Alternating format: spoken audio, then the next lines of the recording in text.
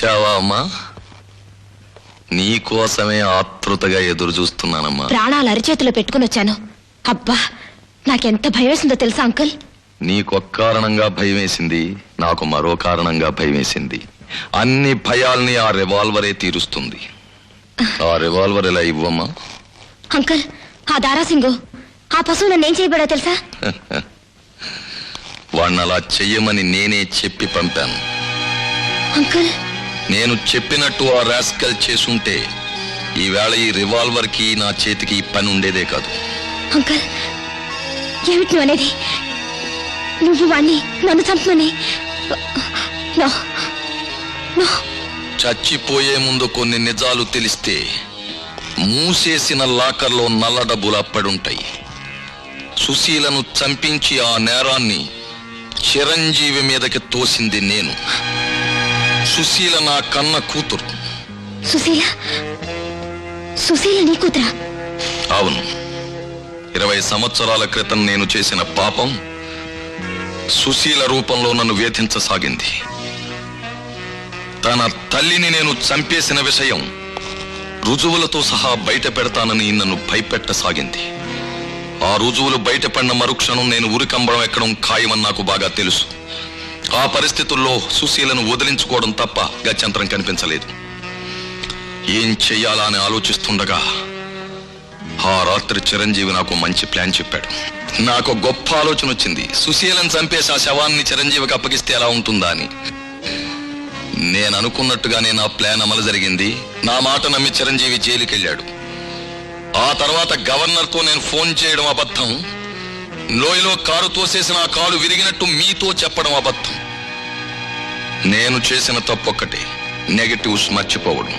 అవి నీకు దొరుకుతాయని, వాటితో నువ్వు చిరంజీవిని రక్షిస్తావని నేను ఊహించలేకపోయాను. దాంతో కథ అడ్డం తిరిగింది. అందుకే ఓబులేసిన రంగంలోకి దించాను.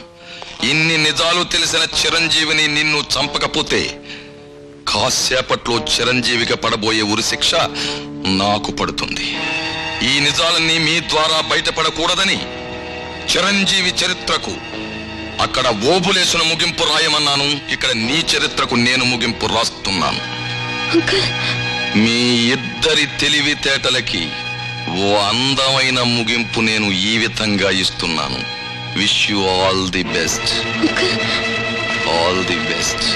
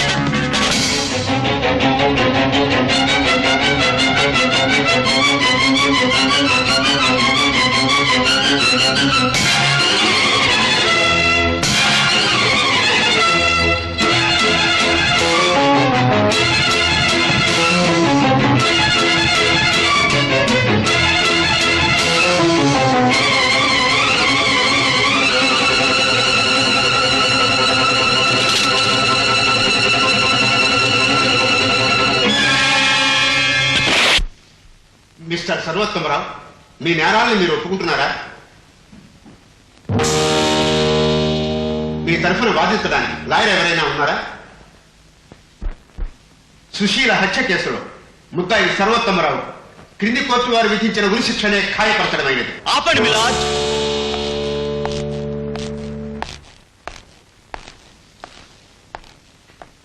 ముద్దాయి తరపున వాదించడానికి నాకు అనుమతి ఇవ్వాల్సిందిగా కోర్టు వారిని కోరుతున్నాను. మిలాడ్, బోన్లో ఉన్న ఈ ముద్దాయి కన్న కూతుర్నే అతి దారుణంగా హత్య చేయించాడు. మేనకోడల్ని, మరో మనిషిని నిలువునా చంపడానికి ప్రయత్నించాడు. అంతేకాదు మిలాద్, చట్టాన్ని మోసం చేయాలనుకున్నాడు. ఇటువంటి మనిషికి IPC 302 సెక్షన్ క్రింద ఉరిశిక్ష విధించి తీరాలి. He must be hanged by night till he is dead. ఈ ఉరిశిక్ష విధించడం వలన మనం సాధించేదేమిటి? అతి భయంకరమైన నేరం చేసిన ఒక ముద్దాయి ఒక్క క్షణం గిలగిల్లాడి హాయిగా ప్రాణం వదిలేసే చిన్న శిక్ష విధించటం. Is it right, proper or justify? No milord, అసలు దోషికి శిక్ష ఎందుకు? తాను చేసిన తప్పు ఎంత భయంకరమైనదో తాను తెలుసుకోవడానికి, పశ్చాత్తాపడటానికి, మనసు మారటానికి, పరివర్తన చెందటానికి. నేరస్తుడు అనుక్షణం పశ్చాత్తాపంతో కుమిలిపోయి తాను చేసిన తప్పు తెలుసుకోవాలంటే అతనికి యావజ్జీవ కారాగార శిక్ష విధించండి. తన వాళ్ళకు దూరం చేయండి, రాళ్లు కొట్టించండి, ఇటుకలు మోయించండి, అతన్ని శారీరకంగా మానసికంగా బాధపెట్టి బాగు చేసి ఆ బాగుపడిన మనిషిని మళ్ళీ ఈ సమాజంలోకి తీసుకురండి. ఒక మంచి పౌరుడిగా బతికే అవకాశాన్ని కల్పించండి. అంతేగాని ఉరిశిక్ష పేరుతో ఒక నిండు ప్రాణం తీయటం అన్యాయం, అనాగరికం, అతి దారుణం. మిలాడ్, ఏ మనిషి పుట్టుకతోనే హంతకుడు కాడు. పరిస్థితులు, వ్యక్తులు, సమాజం అతని హంతకుడు చేస్తాయి. న్యాయాన్ని, ధర్మాన్ని కాపాడవలసిన న్యాయస్థానం అతన్ని హత్య చేస్తుంది. అతను ఆలోచించకుండా ఆవేశంతో హత్య చేస్తాడు. న్యాయస్థానం ఆలోచించి అధికారంతో హత్య చేస్తుంది. What a fallacy, what a pitiable irony, what a ridiculous nemesis. ఉరిశిక్ష నేరస్తుని భయపెడుతుందని, చావు అతన్ని బెదిరిస్తుందని అనుకోవడం పొరపాటు. ఒక పక్క ఉరులు తీస్తూనే ఉన్నారు, మరో పక్క నేరాలు జరుగుతూనే ఉన్నాయి, పెరుగుతూనే ఉన్నాయి. మరి ఉరిశిక్ష ద్వారా న్యాయం, చట్టం సాధించింది ఏమిటి? ఒక మనిషికి ఉరిశిక్ష అమలు జరిగాక అతను నిర్దోషిని తెలిస్తే ఈ న్యాయస్థానం అతని కుటుంబానికి తిరిగి అతన్ని తీసుకొచ్చి ఇవ్వగలదా మిలాడ్? ఈ ప్రశ్న ఇంత సూటిగా ఎందుకు వేస్తున్నానో తెలుసా మిలాడ్? 20 సంవత్సరాల క్రితం ఇలాంటి న్యాయస్థానంలోనే ఒక నిర్దోషి దోషిగా నిరూపించబడి ఉరిత్రాటికి బలైపోయాడు. ఆఖరి నిమిషంలో ఆ అభాగ్యుడు కొడుకైన ఓ పసివాడు తన తండ్రి నిర్దోషని తెలిసి ఎలా రక్షించుకోవాలో తెలియక గుండెలు బాదుకుని ఏడ్చాడు మిలాడ్, గుండెలు బాదుకుని ఏడ్చాడు. ఆ పసివాడు మరెవరో కాదు మిలాడ్, నేనే. మిలాడ్, ఆనాడు మిమ్మల్ని, ఈ సంఘాన్ని అడిగే అవకాశం నాకు లేకపోయినా ఈనాడు అడుగుతున్నాను. నా తండ్రి నాకు తెచ్చి ఇవ్వగలరా? చెప్పండి మిలాడ్, చెప్పండి. నాలాగా మీతో చెప్పుకోవడానికి అవకాశం లేని ఎన్నో కుటుంబాలు, ఎంతో మంది అభాగ్యులు ఎంతగా కుమిలిపోతున్నారో మీకు తెలియదు మిలాడ్, తెలియదు. వాళ్ళందరి కన్నీటితోనైనా ఉరిశిక్షని ఈ రాజ్యాంగం నుంచి తుడిచేయాలి మిలాడ్, తుడిచేయాలి. బ్రతుకనేది భగవంతుడిచ్చిన వరం.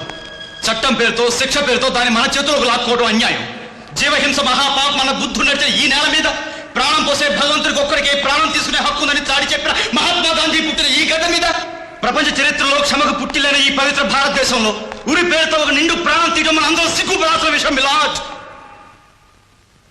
And now, Milord, I pray this honorable court to revise jurisprudence, abolish this barbarous punishment, strike off section 302 from our penal code. Milord,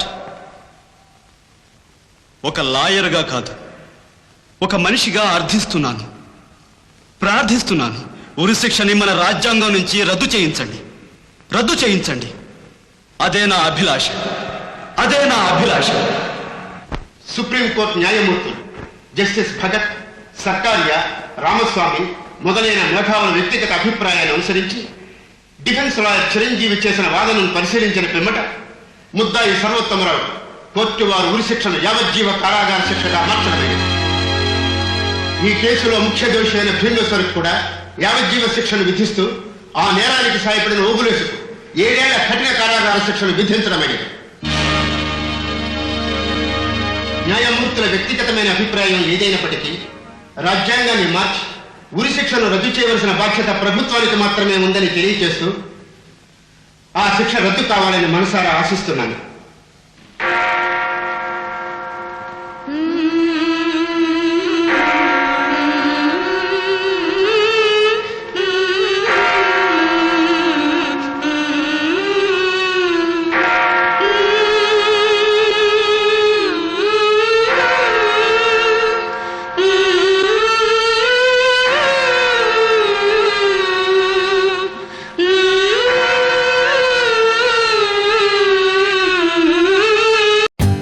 For more updates, like, comment, subscribe to our channel. Hey darlings, గంటని click చేయడం మర్చిపోకండి.